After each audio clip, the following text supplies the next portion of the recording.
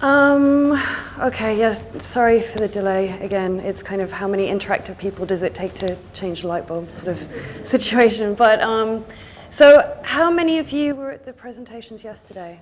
Do you mind? Okay, so you guys know what I do, basically. All right, so I'm going to talk about online identity. So this is what most filmmakers think in terms of my encounters with them, that brand is a dirty word. But that's changing, and everyone needs to change with it. So the term has a bad reputation, and that's mostly because it's an overused term. Everyone uses it all the time, but sometimes not in the right context. It's associated with unreliable authors, marketers, fakes, those in front of the camera, not behind it. So reclaim it, guide it, it's important. It's important because, one, it's really not that complex. It's simply how you are described. For a strong brand also, there has to be an overall consensus. You need to reach as many people as possible and get them thinking broadly the same thing about you and what you do, whether it's you as a person, a filmmaker, a creative, or a project, or a company. People associate themselves with the brand as a identity marker, and I'll go more into that in a minute. The stronger the brand, the more recognizable you are, opportunities will come to you, and it allows you to know and to think about what partnerships and choices are right for you. So, brand is an ID marker. And let me know if any of this is kind of like too obvious, or I'm going too slow or too fast or anything. So why do you buy a pair of jeans? You buy a pair of jeans because you choose a brand because, you know, one might fit you better than the other. But it's also saying something about yourself. It's, you know, the whole conspicuous consumption thing. And people align themselves with brands as a kind of an outward collage of identity. So it's brands as ideas.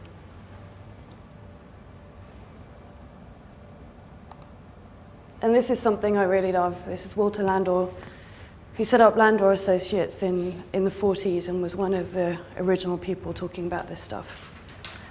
So brand as a promise means that it delivers an expectation by identifying a gap in the market and providing something different.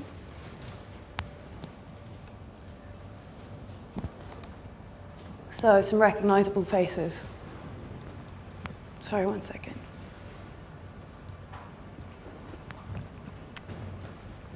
So obviously these are all people who built their brands offline initially. A lot of them are online in various guises, particularly Kevin Smith and David Lynch and Miranda July. So they're branded by their body of work, by what they've shown, but also what they surround themselves with. Music, personality, communication. So if you think of the one sheets, obviously from like Clerks or Mallrats and Chasing Amy, and the difference between what Quentin Tarantino has chosen to present in his for Kill Bill and all those different films. Is there any chance you could move your right-hand laptop a bit so we can see the screen? Oh, sure, sorry. Let's see, we can't go very far.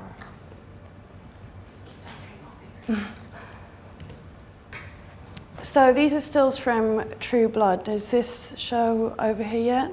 HBO show. Okay, it's the new show from Alan Ball, who did 6 Feet Under.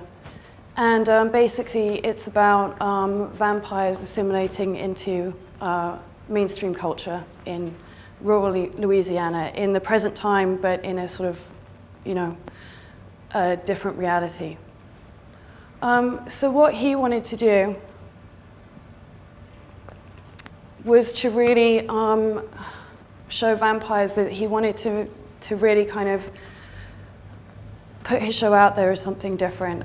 So he wanted to show vampires as completely natural, because all the research he did was vampires always as supernatural. And if you read interviews with him, he'll talk about how, you know, all the different research he did and everything like that.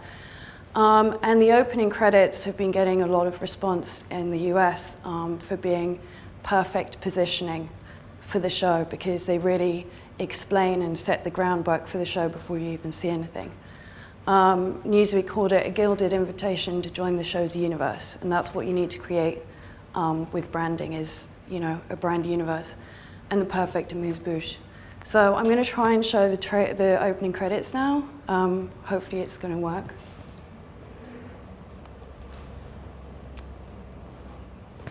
Sorry, can I have a hand? Thanks. Okay, so is that what you mean? And then Yeah. thanks. Okay.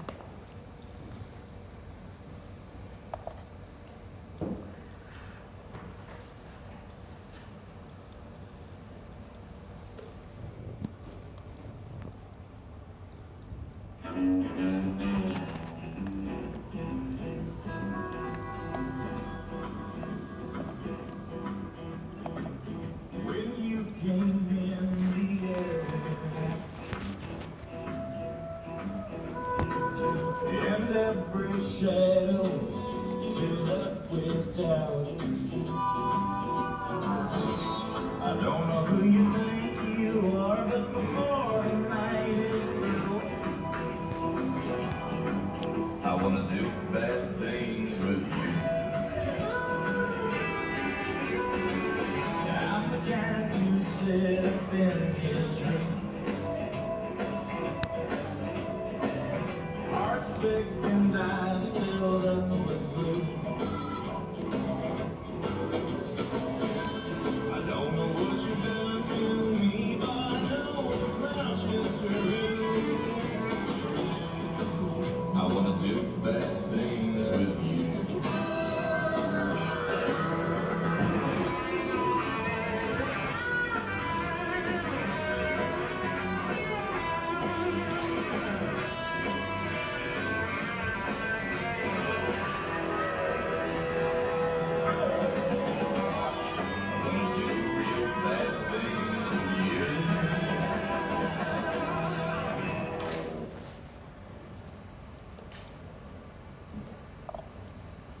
Okay, thanks.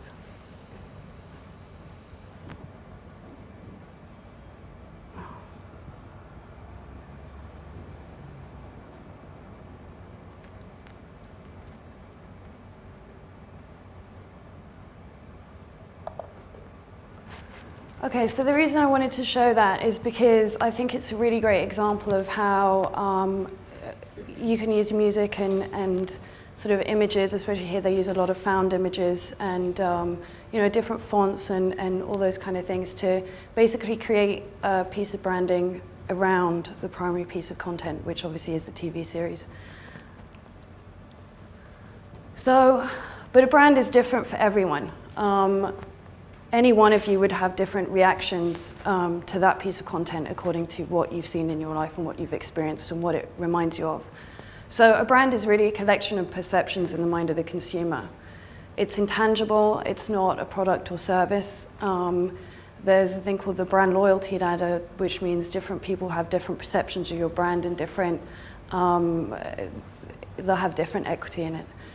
And it's about the total experience. It's not just iconography and communications.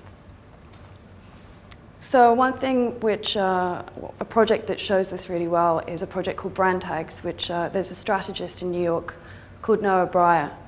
And he came up with this project where he wanted to see, his notion was the sum of all thoughts in it. Brands were made up by the sum of all thoughts in a consumer's head. So therefore it's perfect for an internet project to basically have people input their reaction to a logo and then see what it actually means. And I would sort of play around with this now, but I know we're running out of time. So, but go visit it, it's a great site. So how does this apply to all of you? Well, contrary to when David Lynch started and people like that, they started branding offline. But now you are who Google says you are. And it's also become mainstream. It's a mainstream individual pursuit. So everyone, in a way, has to do it. So how do I create a brand online? So 6 points. Look at what your peers or competitors are doing, which is your positioning. Define your brand attributes, and I'll go into that in a second. Develop a visual identity. Create a singular but distributed identity, which is very important for this time of social media and is very new. And get used to online speed, because that's how you're going to retain your followers and loyalty to the brand. So point number 1, how are you different? What are people saying about your peers? And what I used to do at the agency is, before we started any type of campaign or website or anything, we would always do what we called a buzz report. You would spend a long time online collecting information about what people were saying about that particular filmmaker or brand, so that we could basically position ourselves within that or reply to it in a way if we needed to. So keywords, these are your brand attributes when you're starting. And eventually, people will be defining you, as I've just shown with brand tags. But when you start, it's really good, and it's a really good exercise. This is some keywords I worked on with a client.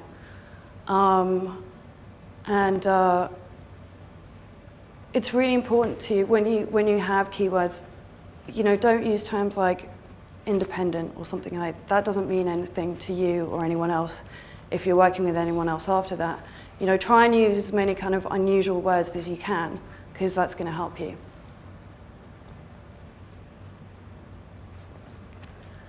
So keywords are useful for a number of things, because it allow you to write any number of pieces of paperwork and things like that, because you have all that initial work.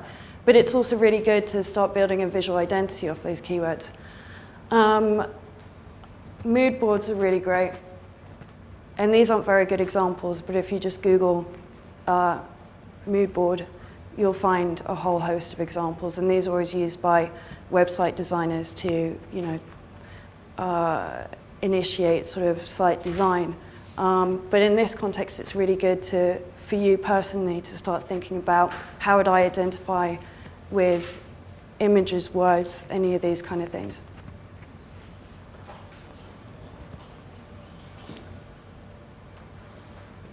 And with mood boards, look for references from all over.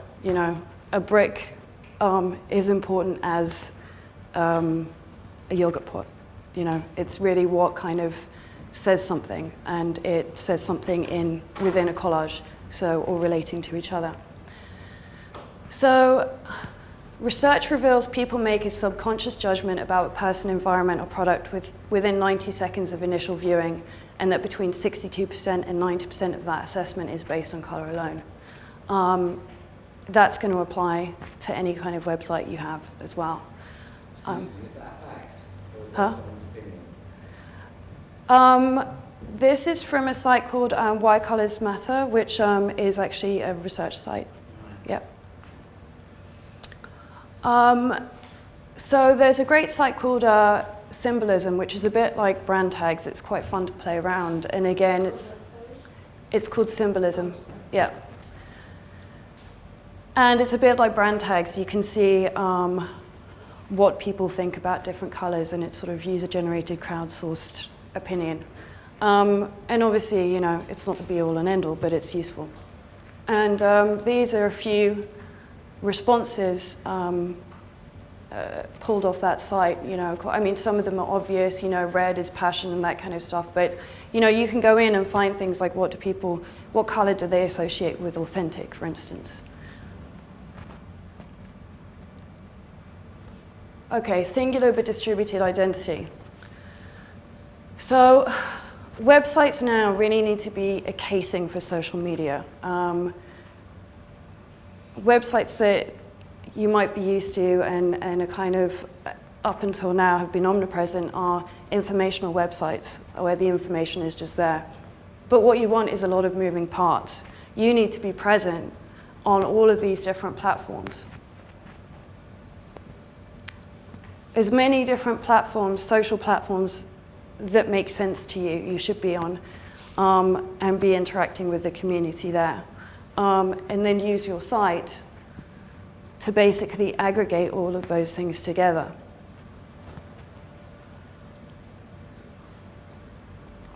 So one very, very literal example of this is a site called, there's an agency called Modernity, and they created this website that basically was an anti-website. There was nothing there, essentially. But when you go into it, it's just an overlay of all their different social media. So they might put, if they make car ads, they put the car ads on YouTube, and you have this overlay which will take you to YouTube and to Delicious and to all the different places you need to go.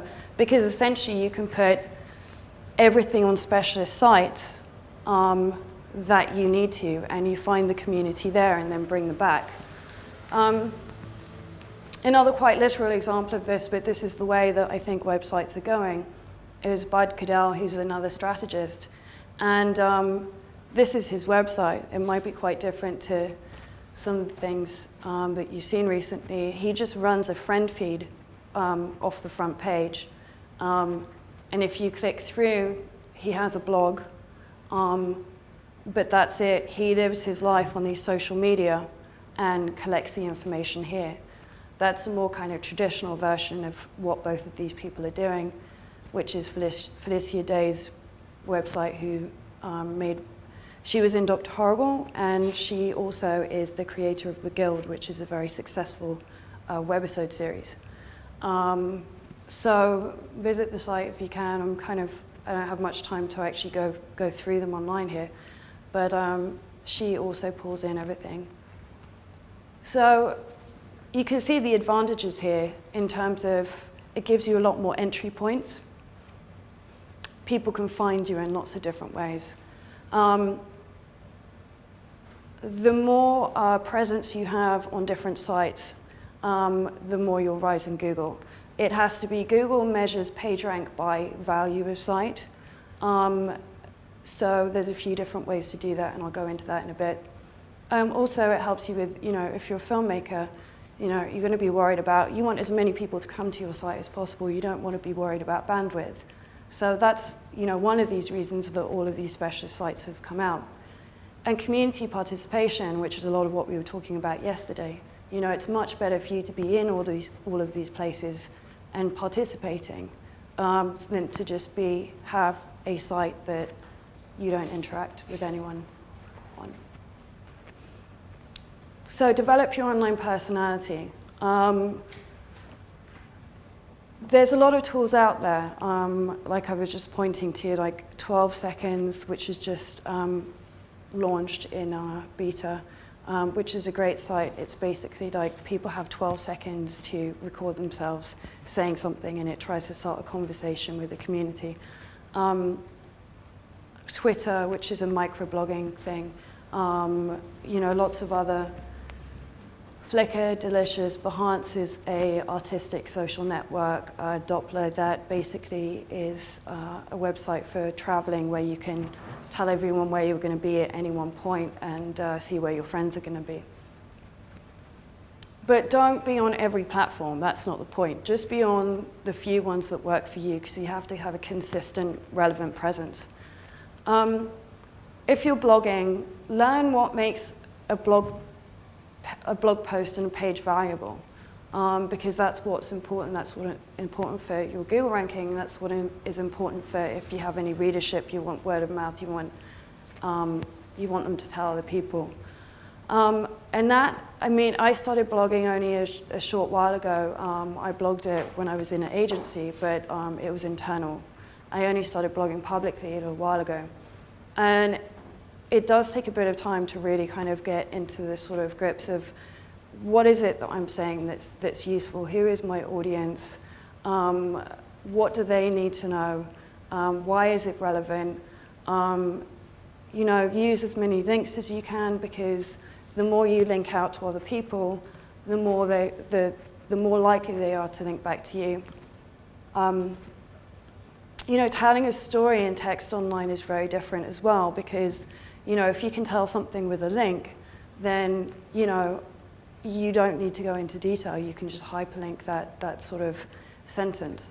And again, you know, it's a multimedia environment. You know, you can use as much video and music and all that kind of stuff in blogging if you choose to do that as you can if it works for you. So, I mean, I'm on a lot of different sites, the sort of different social media sites I showed you an example of, but these are my 4 main sort of presences online. How are we doing for time? Okay. And I use them in very different ways. This is my sort of website where I kind of pull all the information together about what I'm doing. This is my Twitter where I don't have kind of much personal information on my website. I have my photos going up there from Flickr, but I sort of use my Twitter as kind of like my way for people to sort of know who I am. It's my sort of snippets of my life as I go about it, sort of like, you know, every 4 hours or something, a thought or what I'm doing or talking to different people. Workbook Project is where I blog, which was a strategic decision because I knew that would get me a lot more audience straight away than blogging on my own. And this is a website I have an interactive theatre collective in Brooklyn, and we have 5 different sets of writers and directors and actors working together that come together for the show, and they were all blogging about their experiences. So we used, obviously it was good to use, used WordPress.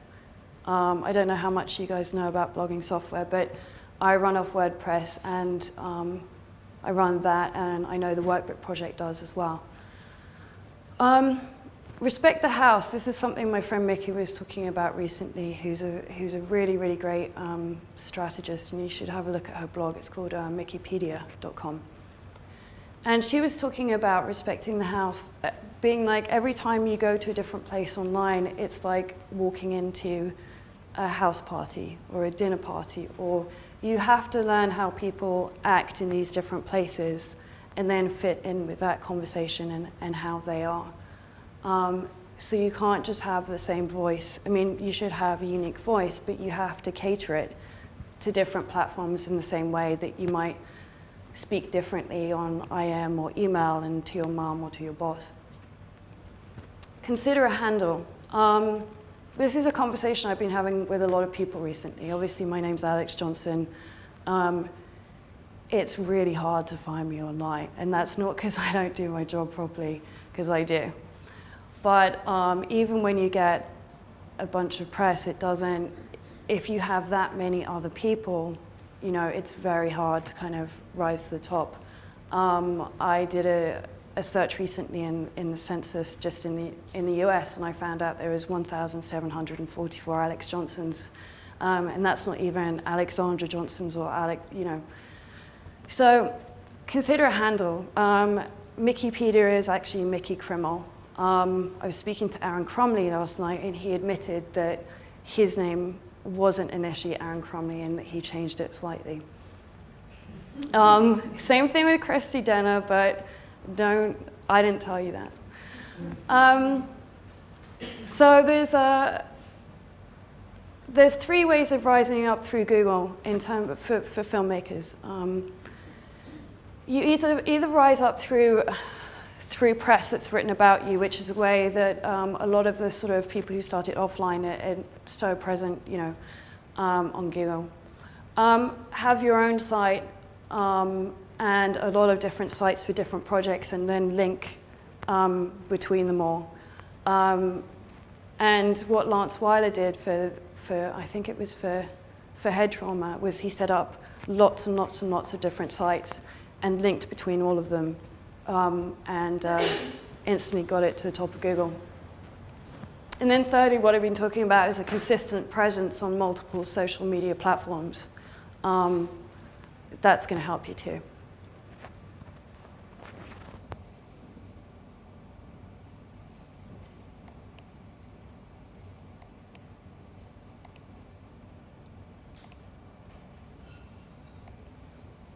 Okay, so get used to the speed of online. Once you're on these platforms, a lot of people are talking very fast. You know, some people are twittering or tweeting, you know, sort of every 5 minutes. There's a constant dialogue and conversation going on. It's really important for you to start being in a feedback loop, which means that if someone's commenting on a blog post you've written or replies to a tweet that you made or something, you know, that's your audience. That's your audience that you can gain really quickly by replying. You know, it's kind of like customer service. You need to just be back there as quick as possible and be talking to them. Example of this yesterday I gave was Dr. Horrible. And I had a good experience recently with my blog motive on the workbook project, was that I gave a shout out to 2 strategists in my first blog post, and they both immediately got back to me within 5 minutes and said, you know, let's talk, why don't, you know, we'd love to be involved in this discussion, you know, and so I'm going to be interviewing them for the blog. So it's immediate, but that only works if you kind of can sort of stay with the pace. And don't get scared by that, but just, you know, try and sort of like get used to it. I talked yesterday about spying on people. It's fine to spy. Everyone spies on Twitter, on everywhere. So track and talk off-site and on-site. Sorry, there's an extra and there. So you should track, talk off-site and on-site. Which means there's a few different ways you can do this. You can set up a Google alert so that when someone mentions your project or your name or something like that, or posts about it, you'll get an email. So you can go check it out straight away, which is really great. You can set up Twitter alerts for your mobile phone. Every time someone mentions your name or your project or an area that you might be in, you can get a text, you can get an email. And there's a lot of web analysis tools that will basically, if you have a website, will show how people are reaching it, where they spend their time on the site. There's even some sort of ones that do video capture where they'll show, basically give you the,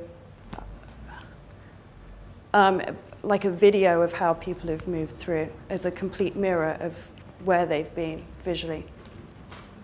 So there's a lot of great stuff out there, and you know, you can Google those things, those tools, and you'll find lots of lists. So good online identities that I've pointed to recently.